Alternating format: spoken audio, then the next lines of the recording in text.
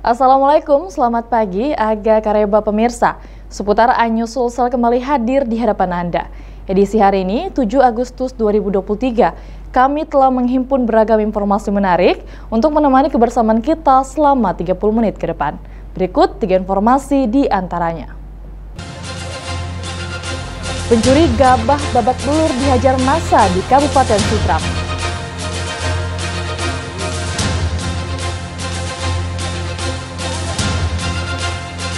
Rumah kakek pelaku pencabulan terhadap anak disabilitas nyaris dirusak warga.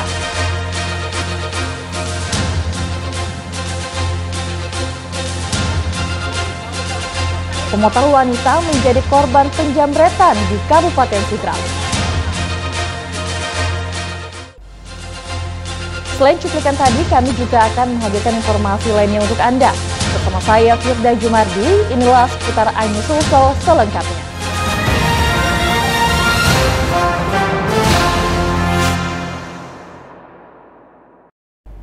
Pemirsa, kita ke informasi pertama.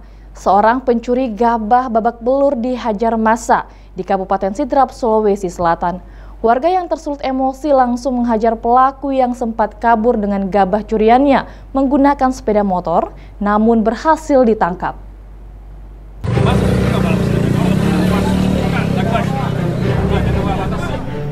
Inilah video viral saat seorang warga yang babak belur setelah dihajar massa terjadi di Kelurahan Rijang Pitu, Kecamatan Baritenggai, Kabupaten Sidrap, Jumat dini hari pada 4 Agustus 2023. Dalam video ini, puluhan warga yang tersulut emosi langsung menghajar LN Lanawang, 31 tahun, setelah kepergok melakukan pencurian sekarung gabah yang disimpan di depan rumah warga. Pelaku yang kepergok warga sempat kabur dengan gabah curiannya menggunakan sepeda motor, namun berhasil ditangkap oleh warga. Warga yang kesal karena kerap kehilangan gabah langsung menghajar pelaku hingga membuatnya babak belur. Sepeda motor pelaku juga rusak setelah sempat menjadi sasaran warga yang emosi. Beruntung aparat kelurahan bersama dengan petugas kepolisian sigap menenangkan warga dan mengevakuasi pelaku bersama sepeda motor serta barang bukti sekarung gabah ke kantor polisi. Masalah pencurian gabah yang terjadi di wilayah Tanete, selanjutnya pencuri tersebut ditangkap di wilayah kami, Kelurahan Rijang Pitu, dan pencuri gabah tersebut sekarang sudah diamankan di Mapolres. Yang sempat diamankan yaitu 1 karung gabah dengan 1 motor taksi yang dipakai untuk mengangkut. Video pelaku yang babak belur di masa ini pun menjadi viral setelah ramai dibagikan di sosial media. Pelaku dan barang bukti saat ini telah diamankan di Mapolres Sidrap untuk proses hukum lebih lanjut. Dari Kabupaten Sidrap, Erwin Eka Pratama, iNews melaporkan. Informasi selanjutnya kita beralih ke Kota Makassar. Terlibat aksi pencurian, pasangan suami istri di Kota Makassar ditangkap polisi unit Jatanras Polres Tabes Makassar. Berdasarkan keterangan polisi pada Rabu dini hari, pasangan suami istri tersebut diketahui melakukan pembobolan sebuah kamar kos, disertai pencurian 2 HP milik seorang dokter. Penangkapan tersebut setelah awalnya unit Jatanras Polres Tabes Makassar membekuk wanita bernama Marini berusia 25 tahun di Raja Wali Lorong 13B, Kecamatan Mariso, Kota Makassar, Selasa dini hari. Pelaku diketahui menguasai sebuah handphone yang diberikan oleh suaminya dari hasil mencuri pada tanggal 24 Juli 2023. Usai penangkapan tersebut, polisi kemudian bergerak cepat dan kemudian menangkap suami wanita yang diketahui bernama Sudirman berusia 25 tahun. Pelaku yang diketahui bertugas sebagai eksekutor pencurian ini dibekuk tidak jauh dari lokasi awal saat istrinya ditangkap. Sementara itu, berdasarkan laporan yang diterima oleh pihak kepolisian, pelaku diketahui membobol kamar kos milik seorang dokter yang tengah tertidur. Pelaku yang masuk melalui jendela kamar korban kemudian menyatroni kamar dan membawa kabur 2 handphone. Akibat kerjasama melancarkan aksi pencurian, kedua pelaku akan terancam pasal berbeda, yaitu eksekutor pencurian dikenakan pasal terkait pencurian, sedangkan untuk istrinya dikenakan pasal terkait dengan kasus penadahan barang curian. Di malam hari dia memanjat di rumah tetangga, kemudian masuk ke rumah korban. Di kos ya? Di kos, iya, di kamar kos korban. Itu yang diambil apa itu? Yang diambil itu 2 handphone, yaitu satu Samsung Flip 3, kemudian yang satunya lagi S20. Dari hasil interogasinya apa peranannya mereka? Dari hasil interogasi, peranannya suami sebagai eksekutor dan istrinya adalah yang menguasai barang bukti atau memakai barang bukti tersebut. Ini dilakukan sudah berapa kali, Komandan? Masih kita dalami untuk TKP-TKP yang lain. Guna mempertanggungjawabkan perbuatannya, kedua pasangan suami istri sebagai pelaku yang terlibat dalam pembobolan serta pencurian 2 handphone di dalam kamar yang disewa oleh seorang dokter bersama barang bukti handphone telah diserahkan ke Polrestabes Makassar untuk dilakukan pemeriksaan. Dari Makassar, Syahrul Adiaksa, iNews melaporkan. Pemirsa, aparat kepolisian mengamankan sebuah rumah yang nyaris dirusak warga. Pasalnya, rumah tersebut tempat tinggal kakek pelaku pencabulan terhadap anak disabilitas. Beruntung, polisi berhasil menghentikan dan mengamankan pelaku. Sang kakek diduga mengancam korbannya dengan sebilah parang.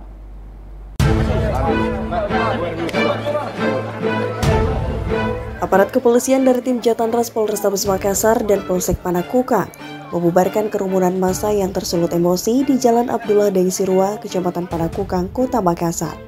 Setelah warga mendapatkan informasi adanya kasus pencabulan, petugas pun langsung berusaha menenangkan para warga dan berhasil menghentikan aksi massa tersebut. Petugas pun langsung bergerak cepat mengejar pelaku yang diketahui bernama Mansyur berusia 70 tahun yang berprofesi sebagai penjaga salah satu perumahan. Petugas pun membekuk pelaku di rumah kerabatnya di Jalan Perintis Kemerdekaan dan langsung mengamankan pelaku. Selain itu, petugas juga mengamankan sebilah parang yang digunakan untuk mengancam korbannya. Selanjutnya, pelaku dibawa ke Polrestabes Makassar untuk melanjutkan proses hukum lebih lanjut. Dari interogasi awal, diketahui korban merupakan penyandang disabilitas dan telah mengalami pelecehan oleh kakek ini sebanyak 3 kali.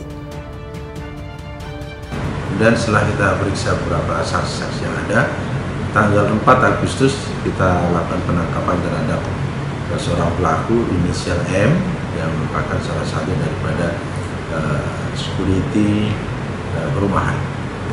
Ternyata kita dapatkan bukti bahwa telah terjadi kekerasan seksual yang dilakukan oleh pelaku inisial M terhadap seorang perempuan inisial Bunga yang dilakukan pada bulan Maret 2023. Dan dari hasil pemeriksaan telah dilakukan kekerasan seksual selama 3 kali. Dan pada saat terjadinya tersebut, korban diancam dengan menggunakan senjata tajam. Dari Kota Makassar, Muhammad Nurboni, iNews melaporkan.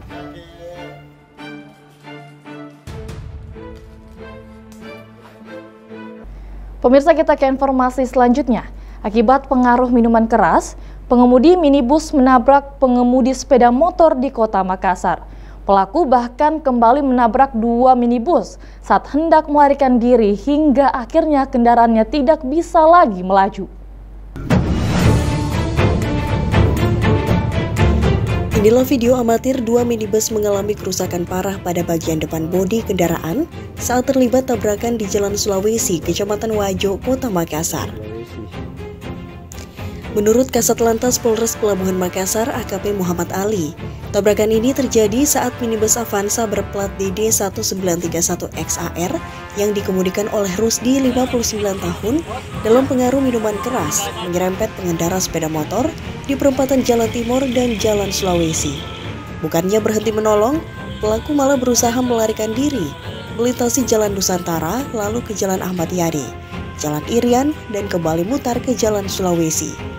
Pelaku kembali menabrak kendaraan sedan Vios berplat B1902XX yang sedang parkir di depan ruko. Sudah 2 kali menabrak, pelaku tak kunjung berhenti, bahkan kembali melaju dengan menerobos arus lalu lintas satu arah di Jalan Sulawesi, hingga akhirnya menabrak minibus yang dikemudikan Taufik Akbar 35 tahun. Laju kendaraan pelaku akhirnya terhenti akibat mengalami kerusakan parah. Beruntung tidak ada korban jiwa dalam peristiwa kecelakaan ini. Hanya saja pengemudi sepeda motor yang ditabrak di awal harus mendapatkan perawatan intensif di rumah sakit akibat luka patah pada jari tangan. Saya sudah koordinasi langsung, konfirmasi langsung dengan pengemudi Avanza itu memang sebelum mengemudikan kendaraannya itu memang sudah minum katanya. Pengaruh alkohol. Ya, jadi mereka pengaruh alkohol sehingga pada saat di jalan itu mungkin pikirannya sudah tidak karu-karuan lagi. Sementara pelaku dan sejumlah kendaraan yang terlibat tabrakan telah diamankan Satuan Lalu Lintas Polres Pelabuhan Makassar. Polisi memastikan pelaku dalam pengaruh minuman keras. Polisi juga sempat melakukan tes urin narkotika, namun hasilnya negatif. Dari Makassar, Leo Muhammad Nur, iNews melaporkan.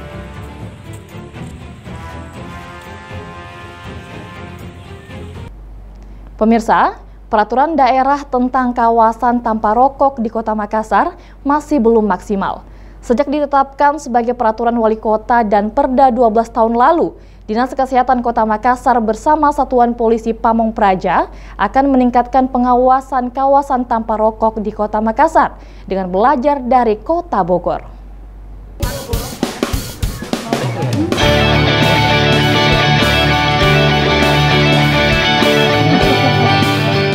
Kawasan tanpa rokok di Kota Makassar dalam 12 tahun terakhir tampaknya belum maksimal dalam penerapannya. Hal tersebut diungkapkan oleh staf ahli bidang pemerintahan hukum dan politik Kota Makassar, Andi Irwan Bangsawan, dalam sambutannya pada pelatihan Satuan Polisi Pamong Praja dalam upaya meningkatkan pelaksanaan kawasan tanpa rokok di Kota Makassar. 12 tahun berjalan, belum ada penerapan sanksi, penerapan penegakan hukum, penerapan langkah-langkah yang kita lakukan. Masih ada yang kita temui kendala-kendala di lapangan. Rakor kemarin menjelaskan bahwa masih ada kendala-kendala yang kita hadapi. Kendala-kendala yaitu kurang responnya beberapa masyarakat yang ada di wilayah Kota Makassar ini, usahanya utamanya dalam badan usaha, baik itu hotel maupun tempat pelayanan lainnya. Itu yang pertama. Yang kedua, yang pertama adalah masih adanya SKPD, kantor-kantor pemerintah, kurang lebih baru 35%, ya, kantor pemerintah, utamanya pemerintah Kota Makassar, yang menempelkan atau memberi informasi tentang KTR ini, kawasan tanpa rokok. Jadi internal kita sendiri aja, ya, tidak punya sense, rasa untuk bagaimana menegakkan ini. Sementara itu, Kepala Bidang Pencegahan dan Pengendalian Penyakit Dinas Kesehatan Kota Makassar, Andi Mariani, sejauh ini masih menggodok petunjuk teknis untuk penerapan dan penegakan Perda Kawasan Tanpa Rokok. Juknisnya memang sementara digodok karena kayaknya untuk memberikan sanksi secara langsung itu ada hal-hal lain yang harus diatur dulu. Ini yang sampai sekarang memang untuk juknis pelaksanaan sanksinya itu yang belum. Tapi yang ke pengelola gedung atau ini itu sebetulnya sudah ada di Perda. Berdasarkan data pengawasan KPR tahun 2023, ditemukan 5,9% yang merokok di tempat belajar mengajar dan 29,7% di tempat kerja. Hingga saat ini dari 1000 titik baru 20% kawasan tanpa rokok yang dipasangkan stiker. Organisasi perangkat daerah diminta 100% menerapkan dan memahami kawasan tanpa rokok dengan menyiapkan tempat khusus bagi perokok. Pemerintah Kota Makassar pun belajar dari Kota Bogor dalam penerapan Perda KTR yang melibatkan perwakilan dari Satpol PP di 15 kecamatan di Kota Makassar. Tim Satgas akan melakukan tindakan represif dalam penerapan Perda nomor 14 tahun 13 tentang kawasan tanpa rokok seperti di sekolah, fasilitas umum, dan gedung pemerintahan.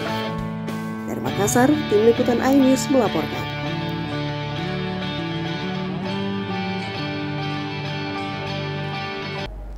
Pemirsa, kesal tak diberi ikan, preman di pelelangan ikan Pautere Makassar menebas jari korbannya hingga putus. Selengkapnya sesaat lagi.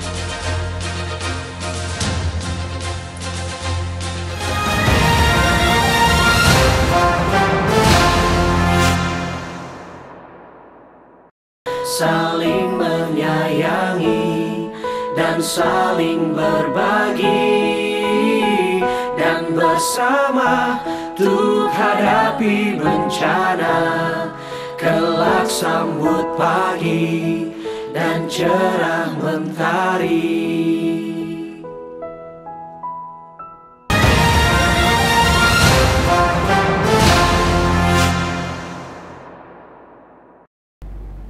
Pemirsa, terima kasih masih bersama kami. Pasca penangkapan 2 anggota DPRD Sinjai terkait kasus narkoba, Badan Kehormatan DPRD Sinjai dan Ketua Golkar Sinjai angkat bicara. Mereka menunggu perkembangan pemeriksaan kedua anggota DPRD Sinjai tersebut yang kini masih berada di Mapolda Sulawesi Selatan.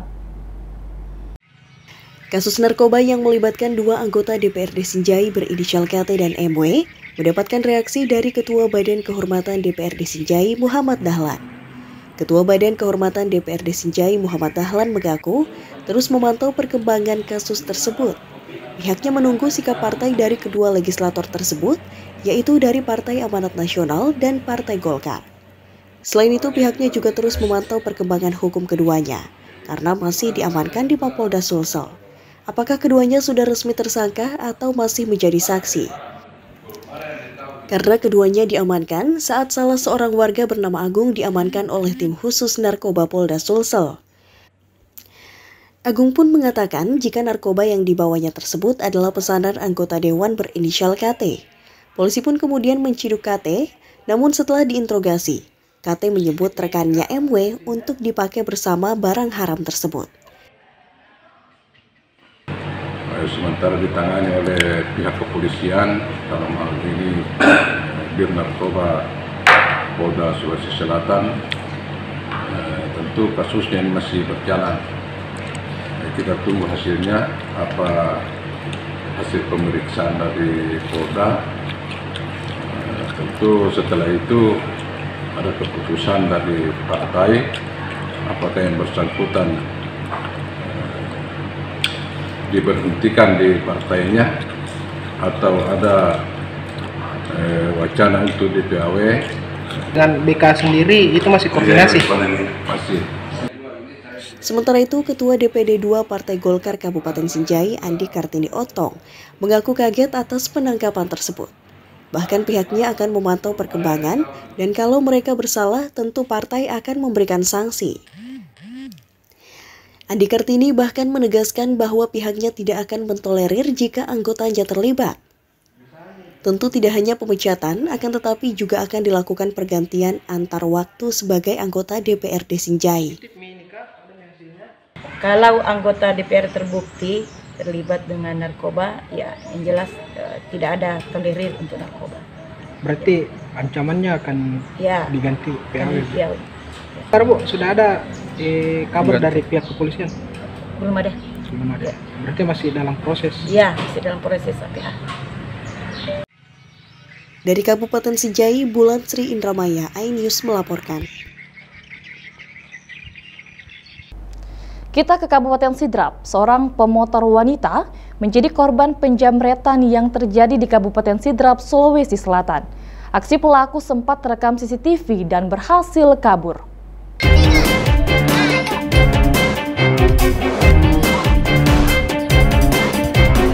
Inilah video rekaman CCTV warga yang sempat merekam aksi jamret yang terjadi kepada seorang pemotor wanita, tepatnya di Jalan Anggrek, Kelurahan Bangkai, Kecamatan Watangpulu, Kabupaten Sidrap, Sulawesi Selatan. Dalam aksinya, pelaku membuntuti korban setelah pulang dari sebuah ATM dengan menggunakan sepeda motor. Saat di jalan, pelaku tiba-tiba menghampiri korban dan merampas tas milik korban yang berisikan sejumlah uang tunai dan kartu. Korban sempat mengejar, namun pelaku berhasil melarikan diri. Dari ATM baru belok ke sini, terus baru sampai di sini dan ikuti kak dari belakang. Mau kemana memang kita? Mau terus cipa ke rumah. Berarti memang diintip dari sini? Iya kayaknya, dan pantau kapai. Baru ikuti kak dari belakang. Berapa uang Thailand? Mau 1 juta di dompet Pak, sama kartu-kartu. Kasus ini pun telah dilaporkan korban kepada pihak kepolisian, berharap pelaku segera ditangkap. Dari Kabupaten Sidrap, Erwin Eka Pratama, iNews melaporkan.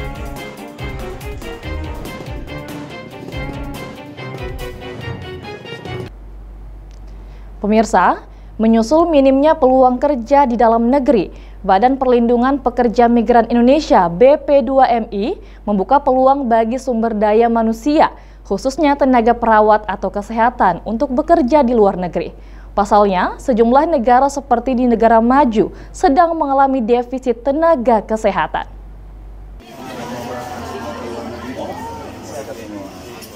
Badan Perlindungan Pekerja Migran Indonesia (BP2MI) membuka peluang kerja bagi tenaga kesehatan atau perawat di Sulawesi Selatan untuk berkiprah di luar negeri. Pasalnya saat ini sejumlah negara maju sedang mengalami defisit tenaga kesehatan, sehingga mengalami krisis populasi. Hal tersebut diungkapkan Sekretaris Utama BP2MI Rinardi usai memberikan kuliah umum di Sekolah Tinggi Ilmu Kesehatan Stikes Amanah Makassar.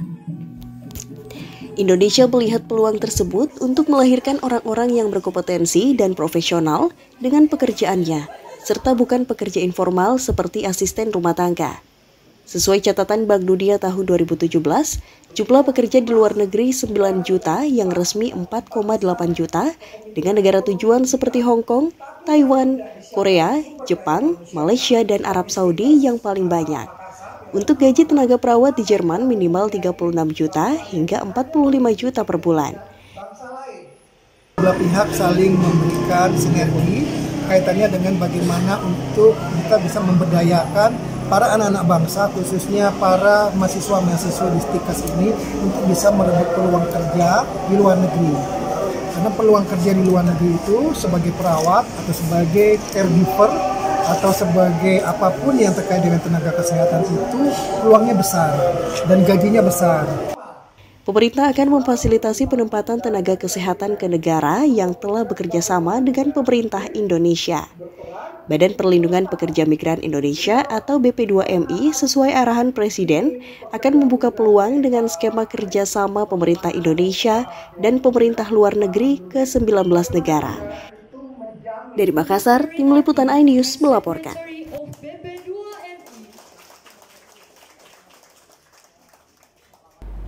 Pemirsa, Menteri Pertahanan Prabowo Subianto bersama Gubernur Sulsel, Andi Sudirman Sulaiman melepas peserta Jalan Sehat Anti Mager di Kota Makassar. Kegiatan ini dalam rangka 354 tahun Sulsel dan dalam rangka 78 tahun kemerdekaan Republik Indonesia yang diikuti sekitar 450.000 warga Sulsel sesuai pendaftar secara online. Menteri Pertahanan Prabowo Subianto bersama Gubernur Sulsel Andi Sudirman Sulaiman dan Ketua IKA Unhas Andi Amran Sulaiman melepas peserta Jalan Sehat Sulsel Anti Mager 2023 di Jalan Jenderal Sudirman, Kota Makassar, Minggu pagi. Kegiatan ini dalam rangka hari jadi ke-354 tahun Sulsel dan dalam rangka 78 tahun kemerdekaan Republik Indonesia. Peserta dilepas dengan start di depan rumah jabatan Gubernur Sulsel dengan berjalan sekitar 5 km. Jalan sehat ini diikuti sekitar 450.000 peserta sesuai pendaftaran secara online. Menteri Pertahanan Prabowo Subianto mengaku sangat bangga diundang menghadiri kegiatan HUT Sulsel ke-354 tahun. Kegiatan Jalan Sehat ini dikatakan sebagai upaya pemerintah Sulawesi Selatan dalam memelihara kondisi tubuh dan mengapresiasi semangat kebersamaan di Sulsel.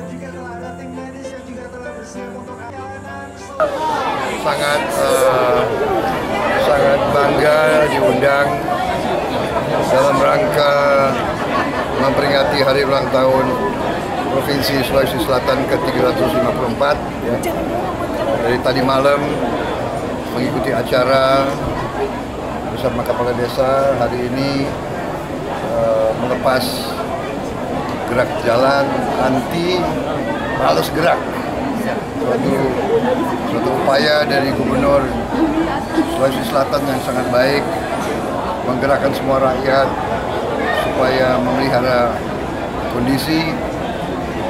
Saya sangat gembira lihat semangat kebersamaan, kerukunan di Sulawesi Selatan. Saya kira itu dari saya. Alhamdulillah, terima kasih banyak. Saya mengucapkan terima kasih banyak kepada seluruh masyarakat Sulawesi Selatan. Ini rangkaian hari jadi Sulawesi Selatan ke-354 dan hari jadi Indonesia Merdeka ke-78. Harapan saya bahwa dengan ada program ini menjadi sebuah budaya baru bagi Sulawesi Selatan untuk selalu pola hidup sehat ya.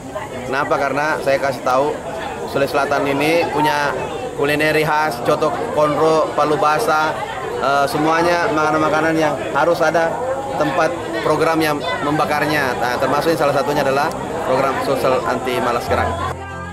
Jalan Sehat Sulsel Anti Malas Gerak ini, panitia menyiapkan door prize menarik seperti unit rumah, mobil, sepeda motor, sepeda, umroh, serta sejumlah hadiah menarik lainnya. Dari Makassar, Leo Muhammad Nur, iNews melaporkan.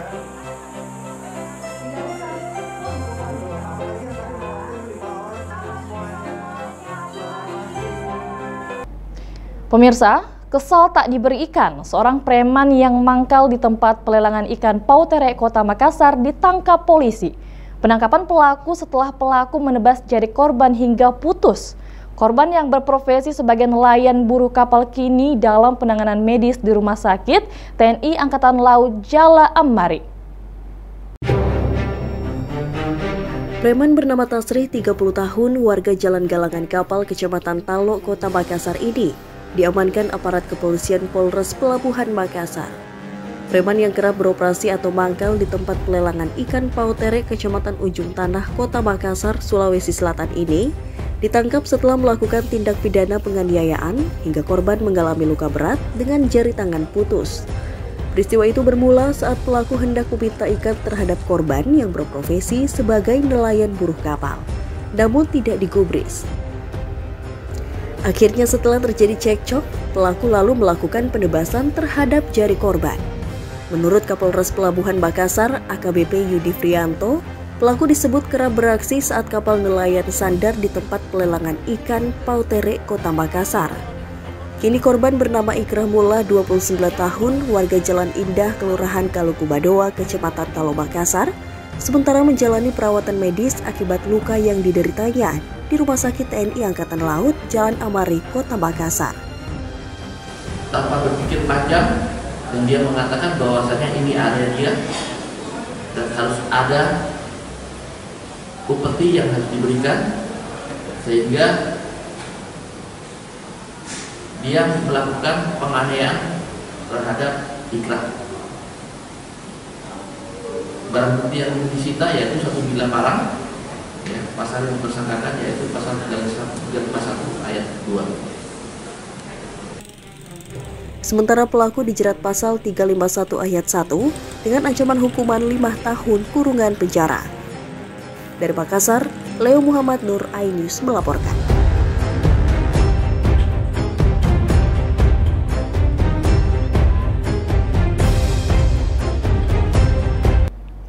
Pemirsa, informasi tadi menjadi akhir perjumpaan kita pada program seputar iNews Sulsel edisi hari ini. Tetaplah bersama kami untuk menyaksikan program menarik kami lainnya hanya di RCTI.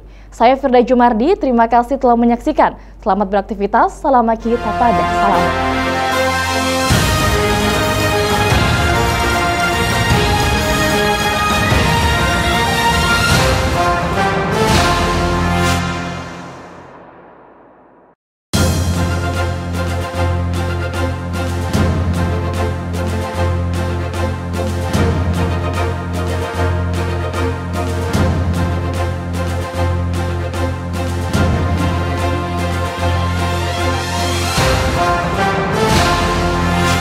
Dan cobalah mari kita semua saling menyayangi dan saling berbagi, dan bersama untuk hadapi bencana, kelak sambut pagi dan cerah mentari. Dan cobalah mari kita semua saling menyayangi dan saling berbagi, dan bersama untuk hadapi bencana, kelak sambut pagi dan cerah mentari.